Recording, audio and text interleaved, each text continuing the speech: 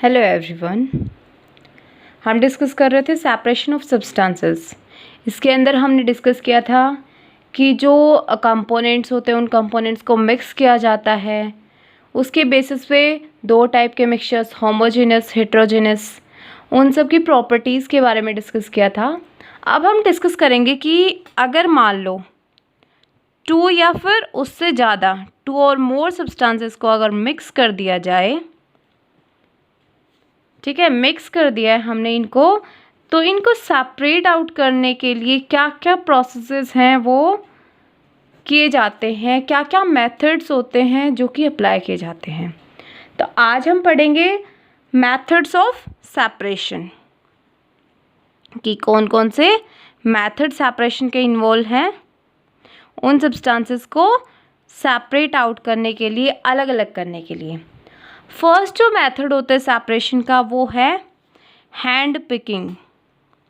Hand plus picking, नाम से ही अलग से पता लग रहा है। हैंड पिकिंग, हैंड हाथ से, पिकिंग पिक करना, उठाना, किसी भी चीज़ को हाथ से उठाना। तो हैंड पिकिंग से कहना क्या चाह रहा है, क्या मतलब है इसका कहने का। जैसे आप घर पे वही जो हमने लास्ट लेक्चर में एग्जांपल लिया था, ये आपको प्लेट दे दी आपकी मम्मी ने, इसके अंदर चावल डाल के दिए हैं और आपको इन चावलों में से जो भी अनवांटेड मटेरियल है वो हटाना है। ठीक है, तो ये तो है नहीं कि आप उसके लिए कुछ थ्रेसिंग मशीन वगैरह लेके आएंगे या कुछ और मिक्सी वगैरह लेके आएंगे, उससे तो सेपरेट आउट नहीं होने वाले।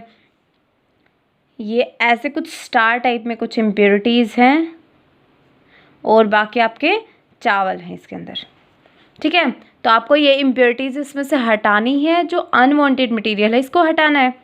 तो आप क्या करेंगे, हाथों से ही तो सेपरेट आउट करेंगे। आप क्या करेंगे, थोड़े से चावल लिए, इधर की साइड खिसकाए, फिर उसके बाद उसमें मान लो कोई इम्प्योरिटी आ गई, उसको हटा दिया आपने। कोई स्टोन आ गया है, इसमें इम्प्योरिटीज़ क्या क्या हो सकती हैं, स्टोन्स भी हो सकते हैं, कुछ इंसेक्ट्स भी हो सकते हैं। ठीक है, और भी क्या होता है, जैसे ब्रोकन ग्रेन्स होते हैं, वो सब भी हो सकते हैं, लेकिन मेनली जो मिलते हैं वो स्टोन्स एंड इंसेक्ट्स ही मिलते हैं। आपको उन्हें क्या करना होता है, सेपरेट करना होता है और चावल को अलग से सेपरेट करना होता है। ठीक है, तो आप उसके लिए क्या करते हैं, हाथों से निकालते हैं उन चीज़ों को। हैंड पिकिंग का प्रोसेस यूज़ करते हैं ना, तो ये सिर्फ उन्हीं अनवांटेड मटेरियल के लिए यूज़ किया जाता है, हैंड पिकिंग प्रोसेस, जिसमें अनवांटेड मटेरियल बहुत कम होता है। तो हम क्या बोल सकते हैं, used only when unwanted material is in small quantity. कि जो अनवांटेड मटेरियल है वो स्मॉल क्वांटिटी में होना चाहिए, जबकि जो यूजफुल मटेरियल है वो लार्ज क्वांटिटी में होना चाहिए। अगर अनवांटेड मटेरियल लार्ज क्वांटिटी में, तो आप उसको कभी हैंड पिकिंग से सेपरेट ही नहीं कर पाएंगे। ठीक है, तो इसके लिए ये कंडीशन होती है कि जो अनवांटेड मटेरियल है वो क्या होना चाहिए, स्मॉल क्वांटिटी में होना चाहिए। दूसरा कि जो अनवांटेड मटेरियल होता है उसका जो साइज़ है वो हो सकता है कि इसके बराबर हो, इससे बड़ा हो, इससे छोटा हो, तो साइज़ में डिफरेंस आ सकता है। कलर है वो भी डिफरेंट हो सकता है। अगर चावल वाइट कलर के हैं तो इनमें वाइट ना हो के कोई येलो, ब्लैक, तो इस तरह के अनवांटेड मटेरियल हैं। तो साइज़, कलर या फिर शेप के बेसिस पे डिफरेंट हो। ठीक है, तो उन्हें हम ईज़िली सेपरेट आउट कर सकते हैं, ईज़िली हम उन्हें देख सकते हैं नेक्ड आई से, और क्या कर सकते हैं, हाथों से आराम से अलग कर सकते हैं। जो वांटेड मटेरियल हमारा यूज़फुल मटेरियल है उससे अलग कर सकते हैं। सेकंड जो प्रोसेस है वो आता है थ्रेसिंग। थ्रेसिंग क्या होता है, थ्रेसिंग में क्या करते हैं, जैसे पहले आपके वहाँ पे खेतों में शोइंग की, मतलब उगाई की, बिजाई की, जो भी आप बोल सकते हैं, कि वहाँ पे बीज उगाए। उसके बाद क्या किया, धीरे धीरे, जैसे मान लो ये कोई फील्ड थी, इस फील्ड के अंदर बीज उगा दिया आपने। कुछ दिनों के बाद ये जो बीज हैं ये बाहर निकलने शुरू हो जाएंगे। ठीक है, छोटे छोटे पौधे बनेंगे, पहले छोटे छोटे प्लांट बन जाएंगे। कुछ दिनों के बाद इनकी हाइट इंक्रीज होना शुरू हो जाती है और बड़े प्लांट बनेंगे। बन गया ऐसे। और थोड़े दिनों में क्या होता है, ऐसी कंडीशन आती है कि फसल है वो पक के तैयार हो जाती है, क्रॉप। ठीक है, जैसे ही वो क्रॉप है पक के तैयार होती है तो उस टाइम पे, जैसे गेहूं की हम बात करें तो गेहूं में जैसे ये गेहूं का प्लांट है, यहाँ पे ऐसे उसकी लीव्स होती है, तो एक क्या होता है, यहाँ पे एक स्ट्रक्चर होती है जिसके अंदर गेहूं के दाने होते हैं। इसको नॉर्मली लैंग्वेज में बाल बोलते हैं, जिसके अंदर गेहूं के दाने हैं। तो अब क्या होगा, इनकी आप क्या करेंगे, पक के तैयार हो गई है, अब इसकी हार्वेस्टिंग करेंगे, इसको कट कर लेंगे। कट करने के बाद क्या आप हैंड पिकिंग कर सकते हैं इसकी? हाथों से आप कितने गेहूं निकाल लेंगे? Do you have any idea? नहीं निकाल पाएंगे। क्यों? क्योंकि हैंड पिकिंग में क्या होता है, अनयूजफुल मटेरियल बहुत कम होता है, अनवांटेड मटेरियल। लेकिन यहाँ हमें ये कंप्लीट स्टॉक सेपरेट आउट करना है, सिर्फ ये ग्रेन्स इनसे अलग निकालने हैं। कैसे करेंगे हम? नहीं कर सकते। तो इसके लिए क्या करना पड़ता है, हमें थ्रेसिंग का प्रोसेस यूज़ करना पड़ता है। तो हार्वेस्टिंग करने के बाद इनकी थ्रेसिंग करेंगे, और थ्रेसिंग में क्या होगा, इनका ग्रेन्स जो हैं वो एक साइड निकल आएंगे और जो स्टॉक है वो दूसरी साइड आ जाएगा, जो कि पशुओं के लिए काम करेगा, चारे का। ये बोलते हैं ना, तूड़ा निकल आया है, फूस निकल आया है, तो वो जो एनिमल्स होते हैं उनको डाला जाता है, और जो ग्रेन्स हैं वो अलग से सेपरेट आउट हो जाते हैं। तो जो थ्रेसिंग होता है वो भी 3 वेज में होता है, 3 तरह से किया जाता है थ्रेसिंग। फर्स्ट वे थ्रेसिंग का, manual threshing.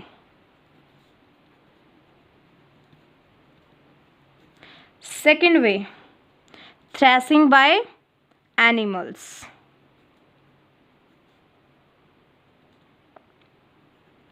Third, threshing by machines, या फिर थ्रेसिंग मशीन्स भी बोल सकते हैं। तो अब ये प्रोसेसेस होते क्या हैं? जो मैनुअल थ्रेसिंग है उसमें क्या हो गया, जैसे मान लो आपके पास कुछ इतना ही इकट्ठा हुआ है मटेरियल कि उस मटेरियल को आप क्या करेंगे, एक हाथ में लेंगे ऐसे, और ऐसे झाड़ झाड़ के हार्ड सरफेस के ऊपर आप आराम से क्या कर सकते हैं, उससे ग्रेन्स को सेपरेट आउट कर सकते हैं। Wait a second, I will show you how you can separate these grains by the manual threshing. ये देखिए आप डायग्राम, ये डायग्राम आपको दिख रहा होगा। ठीक है, इस डायग्राम में मैनुअल थ्रेसिंग हो रही है, ये दिख रहा है आपको।